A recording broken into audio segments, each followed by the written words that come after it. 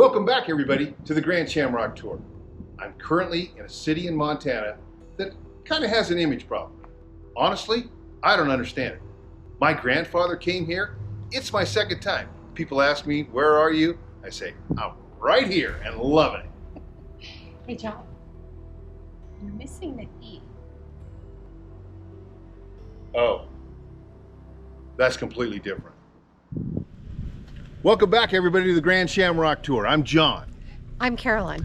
And we are currently standing at the Granite Mountain Memorial, which is the site of the worst metal mining disaster in American history. Yeah, in the town of Butte, Montana.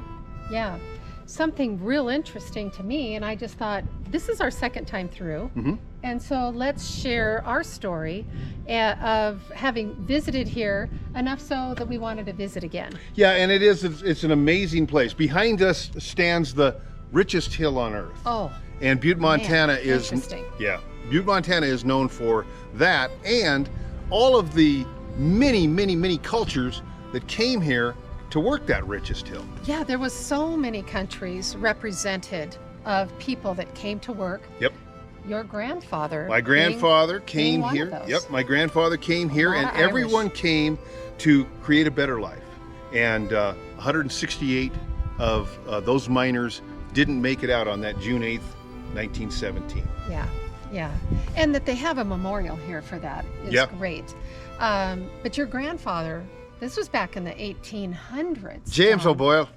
Yeah, he must have been a hard-working James man. O'Boyle was quite a man. He came across America and working the railroad and ended up in Fort Benton, Montana. Oh, yeah. And signed a contract then, after working the railroad, signed a contract to work the mines in Helena and found his way to Butte. Yeah. He was powder monkey, is a term I had never heard. He was a powder monkey. Tap it light.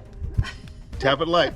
He must have been good at his job. He was. Because they lost a lot of lives working. That was the mines. most dangerous, but also was the most financially rewarding. So probably that's why my grandfather pursued that. But they would drill a hole into the bedrock, and then they would. His job was to put the dynamite in there, and then with a long wooden pole, push it down in, and when you got to the very mark, you want to pack it. But they'd always tell you, tap it light. You know, you don't want to end up losing that, because that pole, if it blew up, it comes right back at you. So, yeah. So your grandfather here, not once, you said, but twice. Yeah, my grandfather was worked here in the mines of Butte and ended up getting a 160-acre land grab up in Kalispell, Montana, where he was fortunate to have learned surveying skills and helped do surveying of the streets of Kalispell and some of the beautiful roads in Glacier National Park. Yeah. Oh, man. But when things got tighter, money was necessary. This is where he came back down one more time just to make ends meet. So he would have been 50-some years old at that point, Carol. Wow. Yeah. Isn't that crazy? Really impressive. Yeah. And my grandfather was 72 when my dad was born. So for those of you doing the math, Grandpa was born in 1851 and came to America and didn't pick a bride back up in Ireland until 1899. Hey, Carolyn. Yeah. I'd like to take you over here and show you something else. Okay, great. Let's do it. Carol, Yeah. there's one more thing I wanted to share with you. Oh, okay. So I've got a Big Mamba Jamba in front of the Big Mamba Jamba. Well, what is the Big Mamba Jamba? So the Big Mamba Jamba behind me over here is called a mine head frame. And there's about a dozen of them scattered all around here in the Butte, Montana area. But the one right behind us is standing over the 4,000-foot deep shaft. Yeah. That means the miners that got on the trolley were traveling at 25 feet a second. Wow. That's faster than this Big Mamba Jamba. And it's faster than you on your motorcycle. You got that right. Well, hey, this is the place I wanted to show you. Oh, show me. Yeah, so right up there, that's Our Lady of the Rockies. Yeah, Our Lady of the Rockies is just this huge monument built for someone's wife who was ill, and he promised to build her this statue if she got better, and she got better, so he built the statue. And what started off as maybe a statue that was supposed to get going in somebody's backyard ended up being 1 foot shorter than the Statue of Liberty. Oh, so she's kind of a tall lady. Yeah, and about 3 feet wider. 3 feet She's wider. a little bit wider. But I think she's overlooking the Berkeley Pit. Yes. So, which, you know, another reason why we came back to this area, I just found it so fascinating that this kind of stuff had happened over the years. well, you know, the interesting thing is she's the sentry over the Berkeley Pit, which when you are in the richest hill of Earth, there's a debt to pay. Wow. Yeah. So it is the most toxic water, at least in the United States, if not the world. We don't know about other places, but. And he had mentioned, now we did take the city tour. I would recommend that for anybody. It's fantastic. Because it gave you so much history. So those details, certainly, I am not an expert. But he did say at 10,000 gallons a minute, they are cleaning. They clean that water to where you could drink it. Now, I didn't drink any, but you did. Well, I'll tell you how I'm feeling tomorrow. Well, 1955 through 1982, there was 1.1 billion tons of copper came out this hole. Okay? And the pit you're looking at today, it's a mile across by a mile and a quarter. It's 1,786 feet deep. well, hopefully you're not a snow goose. That was the thing that you discovered. The snow geese came in and landed in the Berkeley Pit, and they were just there for a minute. When they took off, several hundred of them didn't make it past the downtown, and they were dropping like flies. So. But all of that water now backfilled underneath through all of the mines.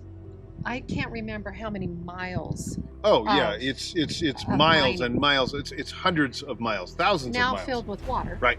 But the water in the area, safe, they've treated. Yeah, they cut the aquifer is completely separate from the water that backfilled those mines, and the backfilled mines are full of toxic chemicals, metals, and everything. But they're extracting that. The actual process that they purify the water with, or they cleanse that water with, they get enough precious metals out of the water to pay for the cleanup. Yeah, real interesting. It's crazy. Now, John, talk a little bit about Butte, the town itself.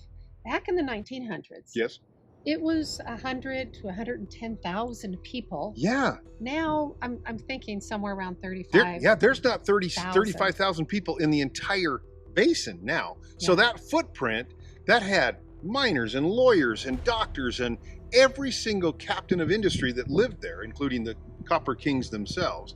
But they were all right there. There wasn't enough room, so they had a real unique system down there of what they call boarding houses. And the boarding houses, you rented the room for 12 hours a day. So you'd get it for 12 hours, then you'd go pull your shift down in the mine, you'd come back, and Bobby Joe'd leave for his shift, and you'd have the hot rack. I hope they were good friends. They probably didn't know each other, but I'll tell you what, they got to know each other. the laundry alone would have been enough. Laundry day every Sunday, probably. Maybe. It's an amazing city. It's not going to be a place everybody sets out to go to, but it is one of those places you want to put on your list. Butte, Montana is just a wonderful place to visit. Yeah, and we're traveling back west, and we were able to stay for an extra day, and so for that I'm very grateful. And what do you think? Should we head west? Oh gosh, yeah. I mean, it's just right over there. It's just we're getting close. It's kind of scary over there. It's kind of scary over there. No, we thank you for coming along on the Grand Shamrock Tour, and this was very personal to Carolyn and I, having been here before and having the history with my family. On that note, travel safe. And we'll see you out on the road.